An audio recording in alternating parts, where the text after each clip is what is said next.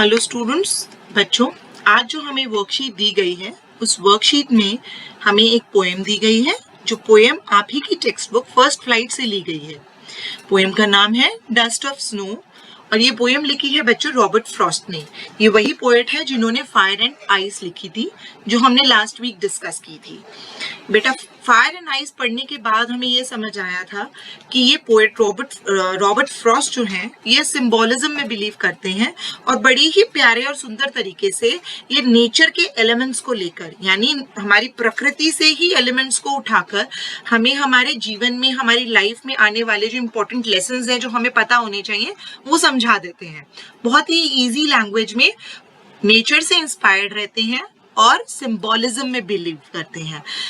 Fire and ice में भी इन्होंने सिंबोलिज्म यूज किया था और इस पोएम में भी इन्होंने सिंबोलिज्म यूज किया है। चलिए इस पोएम को पढ़ते हैं और समझते हैं कि इस पोएम में रॉबर्ट फ्रॉस्ट क्या कहना चाहते हैं। सभी बच्चे मेरे साथ रीड करेंगे। The way a crow shook down on me the dust of snow from the hemlock tree। बेटा, ये विंटर्स में सेट की गई पोएम है। सीन जो है वो विंटर्स का है, सर्दियों का दिन है और जो पोएट है वो सोचते हुए चले जा रहे हैं और किसी पेड़ के नीचे आके रुके हैं और वो पेड़ कौन सा था? Hemlock tree. हेमलॉक ट्री बेटा एक पॉइजनस ट्री होता है, जहरीला पेड़ होता है। इस पे छोटे छोटे सफेद फूल आते हैं और इसको नेगेटिविटी का सिंबल माना जाता है। तो सर्दियों में उस पर बर्फ जमी हुई थी और पोएट उस पेड़ के नीचे खड़े हैं। तभी एक क्रो आता है। क्रो अपने आप में एक बैड ओमन, अपशगुन का सिंबल माना जाता है। तो आप देख रहे हैं दोनों, ट्री भी नेगेटिव है और क्रो भी नेगेटिव है। वो क्रो आता है और ट्री की ब्रांच को हिला देता है जिसके कारण उस ब्रांच पर जमी हुई स्नो पोएट के ऊपर आकर गिरती है। पोएट ने कंपेयर किया है, बेटा ये मेटाफर है, डस्ट ऑफ स्नो। स्नो की डस्ट नहीं होती है कभी भी, हम ये सभी जानते हैं। स्नो के छोटे छोटे पार्टिकल्स होते हैं, बट क्योंकि वो इतने फाइन और स्मॉल पार्टिकल्स थे कि पोएट ने उनको बोल दिया कि वो डस्ट है। डायरेक्ट कंपैरिजन करने की बजाय उन्होंने बिल्कुल बोल दिया कि हाँ जो स्नो है वो डस्ट ही थी। तो ये डस्ट नहीं थी एक्चुअली, ये एक्चुअली स्नो के ही छोटे छोटे पार्टिकल्स थे जो झड़कर पोएट के ऊपर गिर गए। नेक्स्ट पैराग्राफ बच्चों, has given my heart a change of mood and saved some part of a day I had rued। अब नेक्स्ट स्टैंजा में वो बता रहे हैं कि उनका मूड अच्छा नहीं था। उस दिन वो किसी चीज को लेकर डिसअपॉइंटेड थे, कुछ सोच में थे, उनका मूड अच्छा नहीं था। लेकिन जैसे ही वो डस्ट, वो स्नो की डस्ट यानी स्नो के छोटे छोटे पार्टिकल्स उनके ऊपर गिरे, उनका मूड बदल गया, उनका दिल खुश हो गया। वो अचानक जो सोच रहे थे नेगेटिविटी वो गायब हो गई और उनको ऐसा रियलाइज हुआ कि इसके गिरने से जो मेरा बाकी का बचा हुआ दिन है वो अच्छा बीतने वाला है। जो दिन मैं बर्बाद कर चुका हूँ, जो मेरी रिग्रेट फीलिंग या मेरे डिसअपॉइंटमेंट के कारण जो मेरा दिन बेकार हो चुका है, अब आगे बचा हुआ जो दिन है वो बच गया। क्योंकि ये स्नो जैसे ही मेरे ऊपर गिरी मेरा मूड फ्रेश हो गया, मुझे कुछ अच्छा पॉजिटिव फील होने लगा। तो बेटा इस पोएम में भी रॉबर्ट फ्रॉस्ट ये समझाना चाह रहे हैं कि नेचर हर तरीके से जो भी करती है, नेचर का जो भी एलिमेंट आता है वो हमें चाहे कितनी ही नेगेटिविटी के साथ दिखाई दे, उसमें कितनी ही नेगेटिविटी क्यों ना हो, लेकिन हमें उसे एज इट इज एक्सेप्ट कर लेना चाहिए क्योंकि उसमें भी कोई ना कोई पॉजिटिविटी हो सकती है जो आपकी लाइफ को चेंज कर दे। नेचर जो आपको दे रही है आप उसी तरीके से उसको एक्सेप्ट कीजिए, ग्रेसफुली एक्सेप्ट कीजिए, क्योंकि उसमें क्या अच्छाई छुपी है वो आप नहीं जानते। जब आप उसको एक्सेप्ट कर लेंगे then you will come to know, तब आपको समझ आ जाएगा कि इसमें क्या अच्छाई थी। इस पोएम में भी हेमलॉक ट्री जो कि एक पॉइजनस ट्री है, नेगेटिव सिंबल है। क्रो जो कि बैड ओमन, एक अपशगुन माना जाता है, डेथ का सिंबल माना जाता है, अगेन एक नेगेटिव सिंबल है। लेकिन उस हेमलॉक ट्री और उसी क्रो, उन्हीं दो नेगेटिव चीजों के कारण जो स्नो गिरी उससे पोएट का मूड क्या हो गया, पॉजिटिव, उनका बाकी का दिन बच गया। इसी तरह अगर हम नेगेटिव चीजों को अच्छे से अपना लें, जिस तरह नेचर हमें दे रही है, तो हमारी जिंदगी में भी जो छुपा हुआ कुछ पॉजिटिव है शायद उन नेगेटिव चीजों की वजह से निकल आए और हमारी बाकी बची हुई आगे की जो जिंदगी है वो अच्छे से निकल जाए।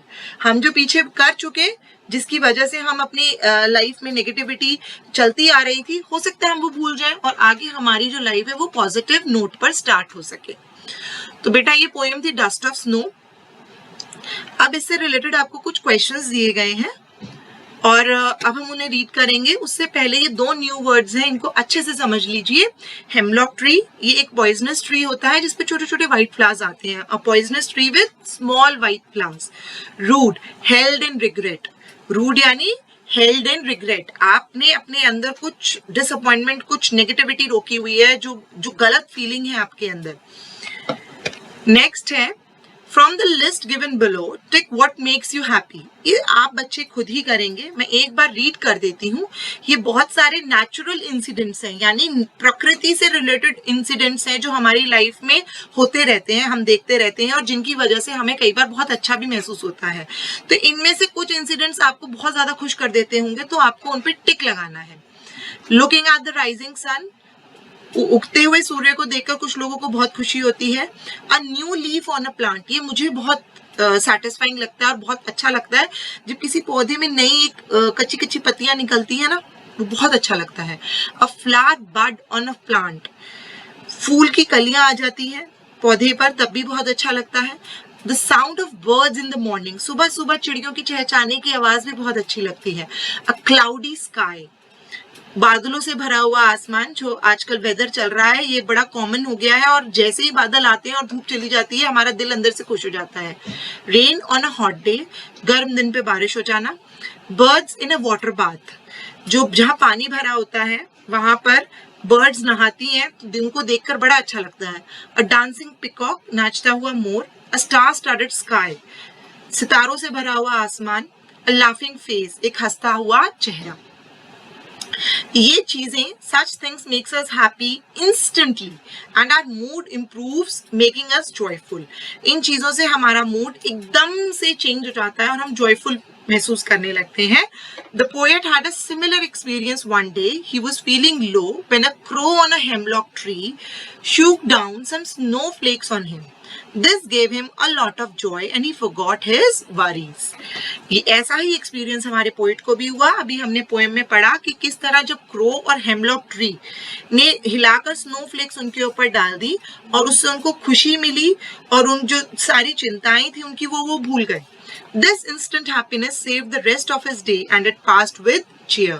और ये जो अचानक मिली खुशी थी उससे उनका दिन बच गया और बाकी का बचा हुआ दिन उन्होंने खुशी खुशी बिताया। अब बच्चों इससे रिलेटेड कुछ क्वेश्चंस हैं, उनको सॉल्व करेंगे। इसमें कुछ मल्टीपल चॉइस क्वेश्चंस भी हैं, उनको हम टिक करेंगे। चलिए स्टार्ट करते हैं। फर्स्ट क्वेश्चन है what is the name of the poet? Robert Frost, ये तो हम डिस्कस कर चुके हैं। नेक्स्ट क्वेश्चन है बच्चों, what happened due to the presence of the crow on the tree? जब क्रो ट्री के ऊपर बैठा तो क्या हुआ? There was a bird sound, चिड़ियों की आवाज आई। The tree looked beautiful, पेड़ सुंदर लगने लगा। Some snowflakes shook down on the earth, on the poet। कुछ snowflakes जो थे वो poet के ऊपर गिर गए। जी हाँ, आंसर है C, some snowflake shook down on the poet। Third है, can you guess the state of mind of the poet just before the activity of the crow? Take the correct option। Activity of the crow यानी crow के snow गिराने से just पहले poet का state of mind यानी उसके दिमाग में क्या चल रहा था, क्या आप गेस कर सकते हैं? The poet was annoyed and angry, poet चिड़े हुए थे और गुस्से में थे।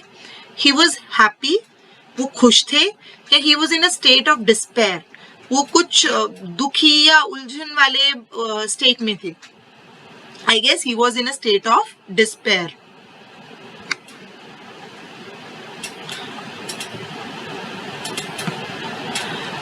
How did the poet feel just after the crow shook down some snowflakes? Take the correct option। जैसे ही snowflakes गिरे तो poet को कैसा महसूस होने लगा? He felt even more sad, वो और दुखी हो गए। His mood changed, उनका mood change हो गया। या ही स्टार्टेड लाफिंग और वो जोर जोर से हंसने लगे? जी नहीं, इसका आंसर है his mood changed, B part. Choose a line from the poem which shows that the poet had been sad during the day. उस लाइन को चूज करना है जिससे पता चलता है कि दिन में जो पोएट थे वो उदास थे। चलिए पोएम पर वापस चलते हैं। इसका सेकंड पैराग्राफ देखेंगे बच्चों। Has given my heart a change of mood and saved some part of a day I had rude. ये वो लाइन है बच्चों, last line of a day I had rued, जिससे पता चलता है कि पोएट का जो दिन था वो उदास, वो नेगेटिव उसमें थे, क्योंकि इस लाइन का मतलब यही है कि वो दिन, वो आधा दिन जो था, जो जितना दिन वो बीत चुका था, वो उन्होंने रिग्रेट फीलिंग में, डिसअपॉइंटमेंट में बिताया था। नेक्स्ट है बच्चों, what is the correct rhyme scheme used by the poet? Tick the correct option. पहले एक बार राइमिंग स्कीम देख लेते हैं क्या है। राइम स्कीम होती है बच्चों, जो लास्ट के वर्ड्स होते हैं वो आपस में उनकी साउंड किस तरह मैच की गई है। पहली लाइन का आखिरी वर्ड है क्रो, सेकंड का है मी। क्रो और मी की साउंड मैच नहीं होती, तो हम क्रो को बोलेंगे ए साउंड और मी को बोलेंगे B sound. The dust of snow, last word है स्नो। क्रो और स्नो की साउंड मैच होती है, तो हम इन दोनों को ही ए साउंड बोलेंगे, क्योंकि सेम साउंड है, हमने नाम रख दिया a sound. From the hemlock tree, tree और मी की आवाज मैच होती है, तो हमने इन दोनों को ही नाम दे दिया बी। तो बच्चों राइमिंग स्कीम क्या हुई? A B A B. इसी तरह सेकेंड पैराग्राफ में भी देखेंगे आप, हार्ट और पार्ट, हार्ट और पार्ट दोनों की आवाज सेम आ रही है, तो हम इन दोनों को भी सेम साउंड का नाम दे सकते हैं, ए दे दिया। उसके बाद है मूड रूड, ये भी सेम साउंड है, इनको बी दे दिया। तो राइम स्कीम क्या बनी? A B A B. तो राइम स्कीम क्या हुई बच्चों इस पोएम की? ए बी, जो कि है हमारा ऑप्शन नंबर ए। नेक्स्ट है, nature can give us a lot of happiness when we are feeling low. Write about one such experience of your life briefly. Explain what made you feel sad and how nature gave you happiness. हमारी जिंदगी में भी कुछ ना कुछ incidences ऐसे होते रहते हैं जिनसे हमें कभी उदास महसूस होता है, तो हमें एक ऐसे ही एक्सपीरियंस के बारे में लिखना है और किस तरह नेचर में कुछ ऐसा हुआ या कोई इंसिडेंस हुआ जिससे आपको एकदम खुशी मिली हो, आपका मूड चेंज हो गया हो। You may begin like this. I was not in a good mood that day because मैं उस दिन अच्छे मूड में नहीं था, क्योंकि अब मैं जो ये एक इंसिडेंस लिख रही हूँ बेटा, ये मैंने इमेजिनरी एक इंसिडेंस लिखा है। आपकी लाइफ में अगर सच में कोई इंसिडेंस हुआ है तो आप वो भी मेंशन कर सकते हैं। I was not in a good mood that day because I had an argument with my best friend.